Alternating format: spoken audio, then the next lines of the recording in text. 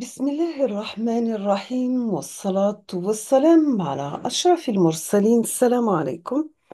Bonjour tout le monde. Aujourd'hui, on va voir ensemble une introduction générale في المodule électronique de puissance.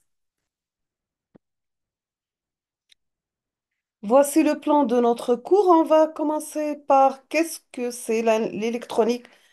Qu'est-ce que l'électronique de puissance? Quels sont les différents types de convertisseurs? Qu'est-ce que c'est les sources et les charges? Et qu'est-ce que c'est les pertes en puissance? On va commencer par qu'est-ce que c'est l'électronique de puissance? Vous avez que l'électronique de puissance, c'est une technologie de conversion et de commutation travaillant en grande puissance, quelques centaines d'ampères. Donc, c'est une électronique de réglage. Les composants de l'électronique de puissance, vous avez que les composants de l'électronique de puissance sont les interrupteurs électroniques, tout ou rien, les diodes, thyristors, transistors, triacs, etc.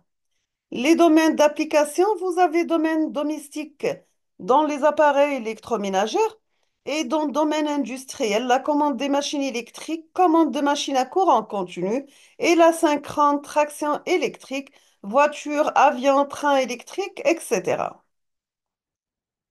Quels sont les différents types de convertisseurs? Vous avez gradateur, redressement, hacheur, cycloconvertisseur et onduleur.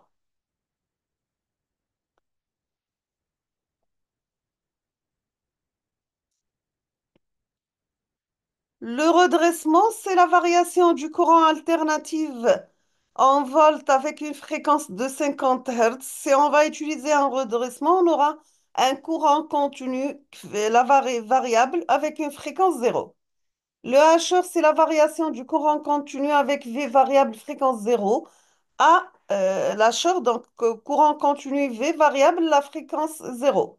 L'onduleur, c'est la variation, mais continue V variable fréquence zéro à courant alternatif avec V, pardon, et la fréquence sont variables.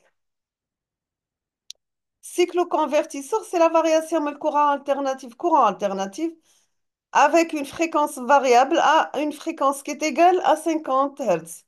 Gradateur, donc courant alternatif, la tension variable avec une fréquence, la tension fixe. Si on va utiliser la gradateur, on aura une tension variable avec fréquence 50 Hz. Qu'est-ce que c'est les sources et les charges? On va commencer par source charge de tension. Les sources et les charges sont deux entités parfaitement réversibles. Exemple, batterie. On dit qu'une source charge de tension, c'est la valeur de tension n'est pas influencée par la variation du courant qui la traverse. Dans ce cas, la variable d'état, c'est la tension. L'élément de base, c'est la capacité. Cette dernière amortit la variation brusque de la tension. Maintenant, on va voir deuxièmement source charge de courant cette fois-ci. Donc, on dit que c'est une source charge de courant si la valeur du courant n'est pas influencée par la variation de la tension à ses bornes. Dans ce cas, la variable d'état, c'est le courant. L'élément de base, c'est l'inductance. Cette dernière va amortir la variation brusque du courant. Donc, la tension aux bornes de la bobine, c'est elle la dérivée du courant par rapport au temps. Troisièmement, la réversibilité des sources et des charges. En insérant une inductance en série avec une source de tension, on obtient une source de courant. Donc, une source de tension ne doit jamais être en court-circuit. Si on va insérer une capacité au bord d'une source de courant, on obtient une source de tension. Une source de courant ne doit jamais être en circuit ouvert. La compatibilité, l'incompatibilité des sources et des charges. Donc, si vous avez source, tension, charge, tension, la conséquence, c'est l'incompatibilité avec sur intensité. Si vous avez source, tension, charge, courant, vous avez compatibilité.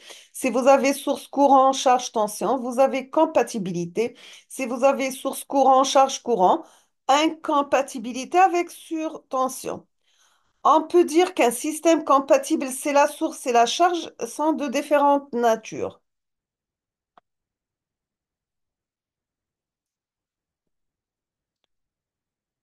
Qu'est-ce que c'est les pertes en puissance? On va commencer par le cas d'un interrupteur parfait ou bien idéal.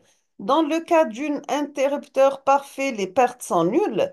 Vous avez premier cas, circuit ouvert, le courant égal à zéro, la tension différente de zéro. Circuit fermé, V égale à zéro, le courant différent de zéro. Dans cette figure, nous avons dans la phase de blocage interrupteur ouvert, la perte de blocage égale à zéro car le courant de fuite est nul. Dans la phase de conduction interrupteur fermé, on aura des pertes de conduction égales à zéro car la chute de tension est nulle. Le point intermédiaire, la perte de commutation égale à zéro car le passage d'un état à un autre est instantanément. Maintenant, deuxième cas, c'est le cas d'un interrupteur réel, toujours avec les pertes en puissance. Dans le cas d'un interrupteur parfait, les pertes ne sont pas nulles. Dans la phase de blocage interrupteur ouvert, donc perte blocage, vous avez la perte blocage égale le courant de fuite multiplié par la tension V. La phase de commutation, donc on aura des pertes de commutation. Les pertes de commutation dépendent du composant électronique. La phase de conduction interrupteur fermé, on aura des pertes de conduction. La perte de conduction égale la variation de la tension multipliée par le courant de charge. Pour les pertes en puissance, les pertes totales pertes par période T sont calculées comme suit. Les pertes égales le temps T, T divisé par grand T par P con plus TB sur T par PB plus P consommé. Donc, dans la plupart des cas, on néglige les pertes au blocage. Connaissant les pertes en conduction, P conduction et le temps de conduction T con, connaissant les pertes de blocage PB et le temps de blocage TB, et connaissant les pertes de commutation P commutation. Donc, je vous remercie infiniment pour votre attention. À la prochaine vidéo, Inch'Allah.